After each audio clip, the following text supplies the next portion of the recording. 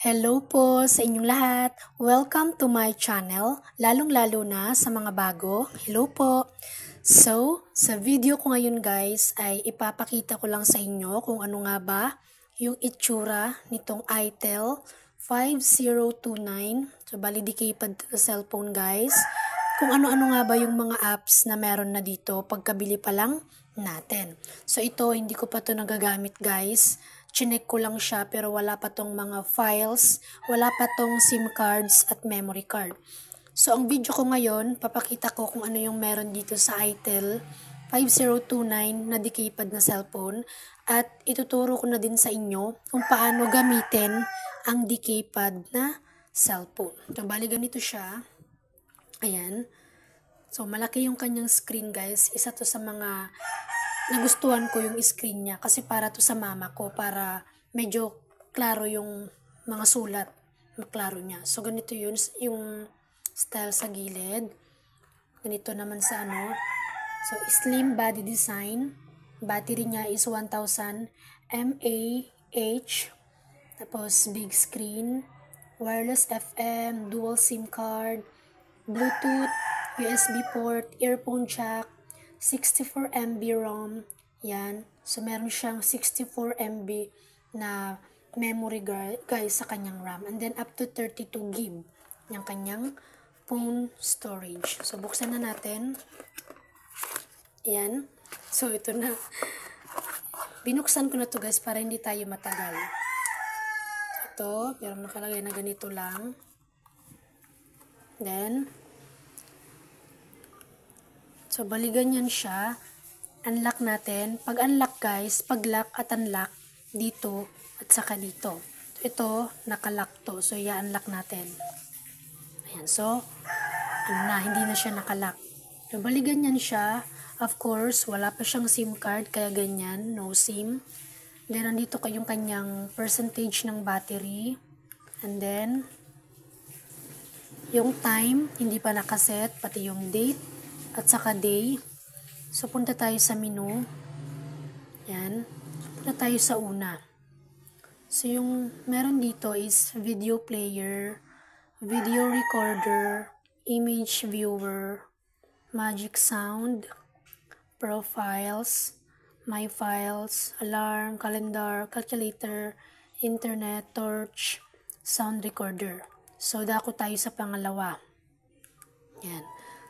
Meron ditong contacts, messages, call history, audio player, FM radio, camera, car care, games and apps. So, meron ding games and apps.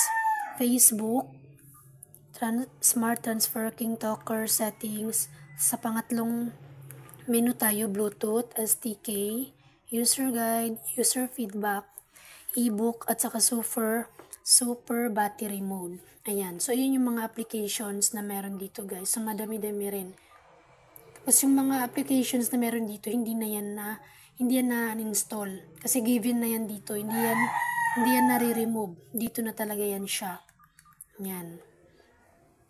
So, yun yung meron dito, guys, sa ITEL na cellphone pagkabili nyo. So, dun kasi sa binila namin, dalawa lang yung available na colors, which is color black at saka color ito, dark green. Ito na lang yung pinili ko.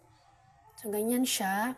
Ito yung kanyang speaker, then yung kanyang camera, tapos yung isa flashlight. Camera pa din pala. Ito pala yung flashlight. Yan. So, ganyan. Sa taas, flashlight lang. Then, dito yung charger. Dito natin ilalagay yung charger. Dito naman yung headset. So, bali ganyan lang siya guys. Tapos, kung bubuksan natin, dito natin bubuksan. Yan. Sa may parang ano na yan, naka-indicated na space, then natin bubuksan. Ayan guys. So, malaki yung kanyang screen. Medyo malaki compare sa ibang di-keypad na cellphone. Tapos ito, speaker pa din to. Then, may nakalagay lang dito na ITEL. Then ito, shortcut for flashlight. Click natin. Ayan. Tapos, automatic na may flashlight. Then, pag off, ganun din. Ayan. ito yung shortcuts for flashlight. So ngayon, share ko naman sa inyo kung paano gamitin itong decay pad na cellphone. Pero, ito guys, hindi lahat ganito kasi bawat cellphone naman na decay pad, iba-iba rin yung paggamit. Depende rin sa brand. Ayan. Pero ito yung, pero mostly kasi ganito lang din yung mga left, right, down, up, mostly pare-parehas lang, hindi na sila nagkakalayo. So, dito, menu. So, click nyo yun dito. Kung saan nakalagay yung word, dun nyo banda i-click. For example, ito, menu. So, dito nyo i-click. Tapos, ayan, lalabas na yung mga menu. So, meron ditong 3 dots. 1, 2, 3. So, itong mga menus na ito, nasa pangalawang, kumbaga nasa pangalawang page na kayo. Pumunta tayo sa unang page. Ayan, sa number 1 tayo. So, marami ditong mga apps din sa page 1. Then, punta tayo sa page 2. Tapos, yung pag-click, guys, ito yung up, down, left, right. So, kung gusto nyo itong calculator, so, since yung calculators nasa taas, so, click nyo itong, yan, arrow up. Pag pataas, meron kayong hahanapin pataas, click nyo lang yung up na arrow. Pag papuntang left, yung left din na button yung i-click nyo. Then, pag pababa naman, ito rin, pababang button. So, ganun lang guys, madali lang siya, basic lang naman. Then, kung pupunta kayo sa second page, click nyo lang to para malipat kayo doon. Ayan. So, andito na din lahat. So, it's up to you. Ayan. Then, kung meron, halimbawa itong games and apps, gusto nyo siyang i-click. Click nyo lang tong gitna. Ayan. Then, andyan na. Kung meron kayong gustong i-click guys, i-click nyo lang yung gitna o kaya itong okay. Halimbawa ito, Super Pet Twist. Click nyo lang tong okay. Ayan. Then, kung gusto nyong bumalik, click nyo lang yung back. Kung okay naman, click nyo lang yung okay. Kung saang banda nakasulat yung text, dun nyo din pipindutin. For example, itong okay. So, dito siya banda sa left, click nyo lang tong left. Kung back naman, click nyo lang tong right. So, ganun din. Tapos, kung gusto nyong mag-exit dito, balik kayo sa home ng inyong cellphone, click nyo lang to. Ayan. Then, kung gusto nyo namang tingnan yung inyong mga contacts or yung mga cellphone numbers na nakasave sa inyong cellphone, click nyo lang tong contacts. Dito naman kayo magkiklik. Yan. So, since ito, wala pa tayong nakasave, so empty pa siya. Wala pa siyang laman. So, kung gusto nating mag-save, kung gusto nating mag-save, click lang natin tong okay. Andito na tayo sa option. Namubulol ako. Andito na tayo sa option na add new contact. So, click lang natin yung okay. Then, nakalagay dito phone. So, ilagay natin yung cellphone number. Click okay pa pala. Yan. Then, yung name muna, name. Click natin yung, lagay natin, for example,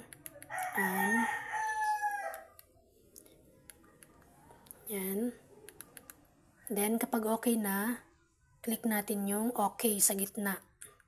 Then, next naman natin, click natin yung arrow down. Then, pag okay dito. Yung okay guys, dalawa. Pwedeng dito, pwede rin yung gitna. Then, dito, lagay na natin yung, halimbawa, yung cellphone number. Halimbawa lang to, no? Then, kapag okay na, click okay. Then, add phone number. Yung kanina pala, ano yon tawag nito?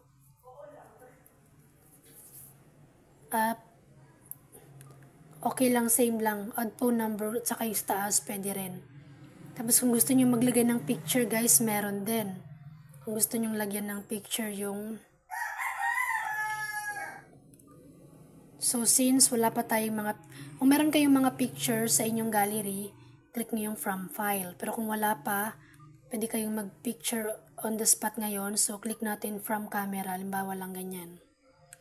Then, click natin okay. Then, click natin yung check. Yan. Pag may nakalagay na done, okay na yon. Then, pwede nyo lagyan ng ringtone. For example, si Ann.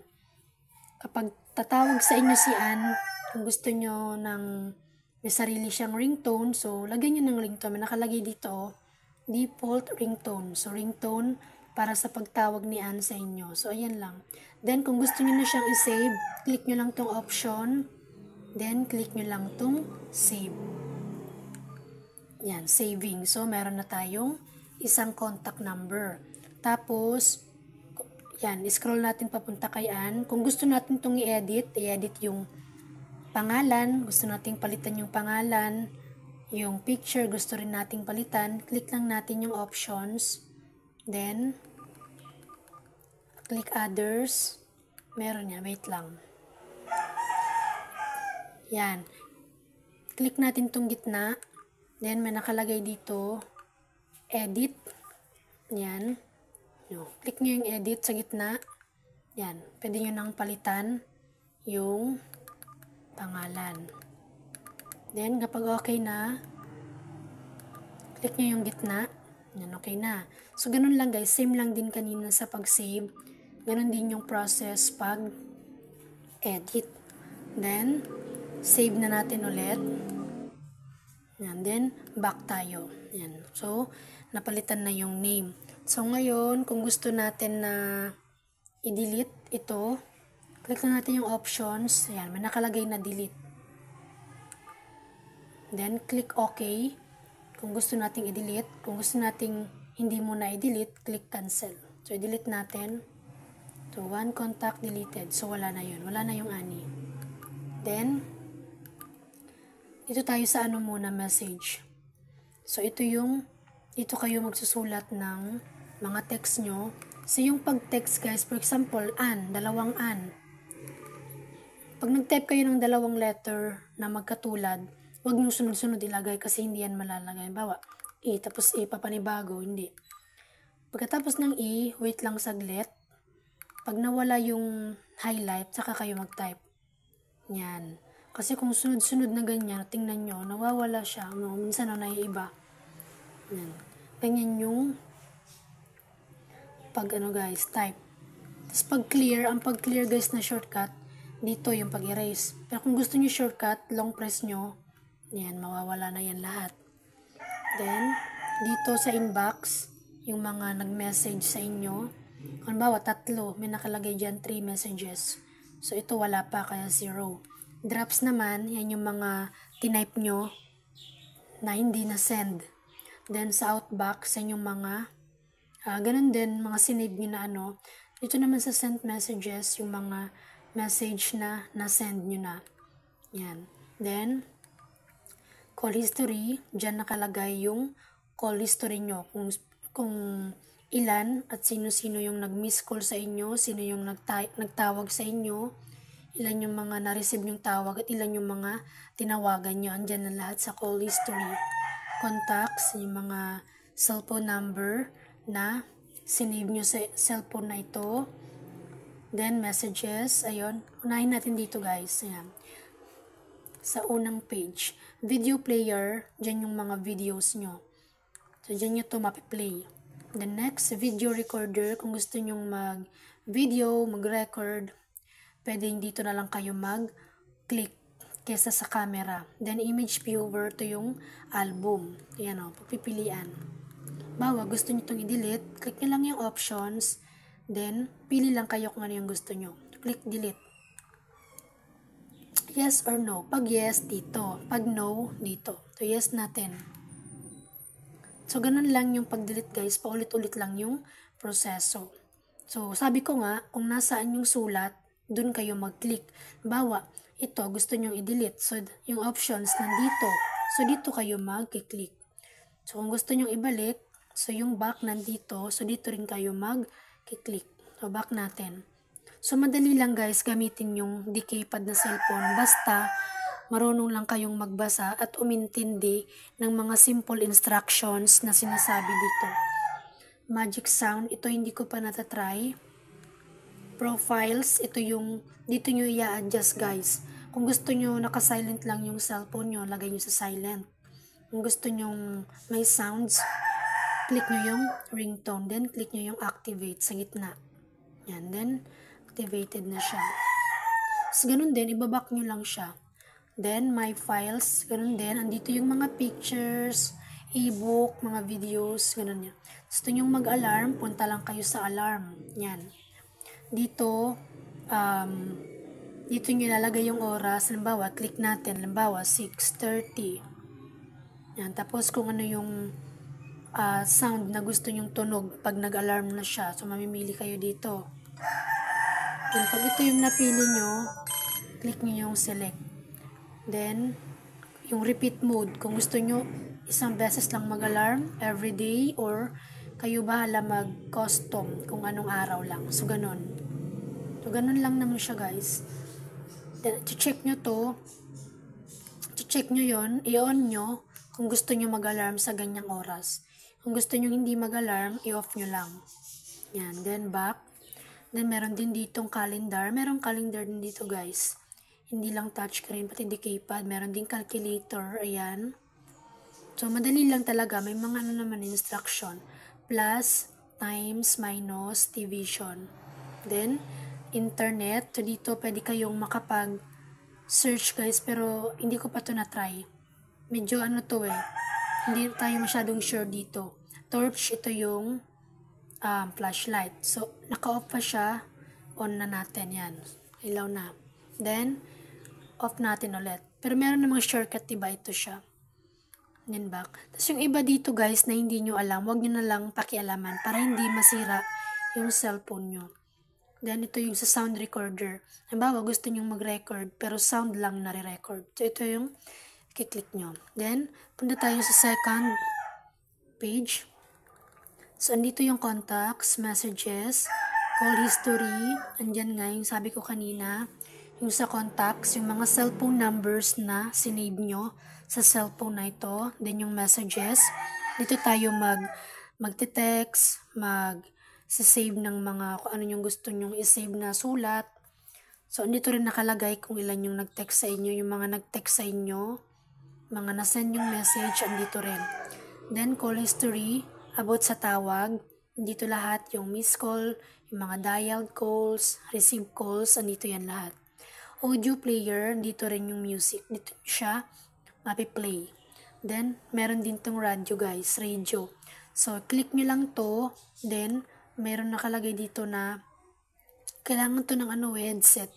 Paglagay nyo ng headset, magpi-play to. Yan o. Off lang natin. Dito yung pag-off sa gitna. Then, exit tayo.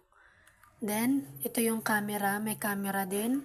Car care. Ano lang, sa cellphone lang yan. Then, meron ding games. Ito, Facebook. Sure ako makakapag-Facebook dito. Pero ano lang, mga basic lang na Kasi na-try ko na to dati.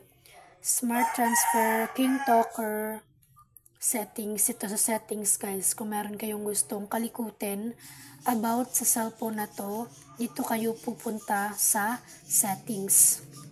Then, sa last page na tayo, andito yung Bluetooth. Kung gusto natin i-open yung Bluetooth, click lang natin yan. Ayan, switching na. Pag naka-green na, open na. Close natin ulit. Yan, back tayo. Ito, wait lang. Pangatlo na tayo. Ito sa STK, hindi ko pa ito na-try, guys. User guide. Guide to about sa cellphone na ito. Ito naman, user feedback. Ito sa ebook. So, mga mahilig magbasa ng ebook, to, pwede nyong malagyan to. Pwede nyong mapasahan to ng ebook. Tapos, every time na magbabasa kayo ng ebook, pupunta lang kayo dito sa ebook na application. Dito kayo magbabasa. Then, itong super battery mode. So, all about battery, ito kayo pupunta. So, ayun lang naman, guys. Madali lang gamitin yung keypad na cellphone. May mga instructions dito. Tapos, itong mga button na ito, up, down, left, right, pwede natin yung ma-shortcut. Itong right, pwede natin gawing, message. Naging radyo na siya. Naka-automatic na siya na na naka-shortcut. Wait lang. I-off lang natin yung yan, off lang natin yung radio. So, sa right, pag-click natin, di ba, naka-radio. Sa up, naka-camera siya. Down naman, right message. Sa left, music, audio player. So, ito naman, guys, di ba, may mga given na shortcut. Pwede natin yung ibahin. So, dito naka-radio. Kung gusto nyo dito, dito kayo magsulat ng message. Pwede guys. Nandun lang yan sa settings dito. So, ayusin nyo na lang kung gusto nyo. So, yun lang yung ma-share ko sa inyo guys kasi sobrang hahaba to kung lahat talaga is iisa-isahin natin. Ayun lang yung guys. Kung ano yung mga options na meron dito, kung saan siya banda, dun din kayo makiklik. Halimbawa, itong back. Dito kayo sa kung saan yung sulat na back, dito rin nyo i-click. Halimbawa, malayo na kayo. Gusto nyo nang mag-exit. Diretso na kayo dito. Para automatic mapunta kayo sa homepage ng cellphone nyo. So, ganun lang din guys. So, ganun lang siya. Then, kung gusto nyo na marinig ng malakas yung boses, pwede nyo itutok yung tainga nyo dito sa speaker. Pwede rin dito. Dalawa yan. Tapos, yung pagbukas, sabi ko nga itong merong butas dito. Diyan natin unang bubuksan yung cellphone. Dahan-dahan lang talaga guys. Para hindi